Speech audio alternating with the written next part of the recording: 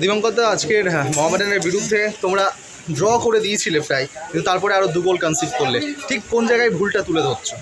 ভুল মানে কি, একটা ডিফেন্সিভ গ্লাভসে 3টে গোল খেয়েছি আমরা। ফার্স্ট হাফেও গোল, সেকেন্ড থার্ড গোল তো একদম আমার 100% আমি কাউকে ব্লেম করছি না, একদম গিফটেড গোল।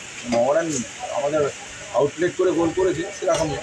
ইনাক হয়ে যাওয়ার পর ওরা একটু খেলেছে, তখন আমরা ফরওয়ার্ড করে চলে গেছি, আমরা অ্যাটাকিং গেছি।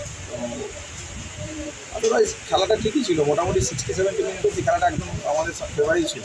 2-1 হলো, 1-1 করে দিলাম। এত ভালো একটা গোল করলো, সেটা খেলছিলও ভালো হয়ে গেছে।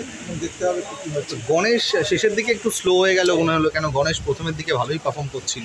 দেখো, প্লেয়ারদের কোয়ালিটি আছে, গণেশ মিশ্রা বলো, বিবেক সিং বলো, একটা রেপুটেশন আছে। এদের রেপুটেশনও ভরসা করে আমরা নামাই। একদিন প্লেয়ারের অফ যেতে পারে, একটু পারেনি আজকে, খেলতে পারেনি। এবার নিশ্চয়ই আশা করবো পরের ম্যাচগুলো ভালো খেলবে। Thank you Sourav, thank you.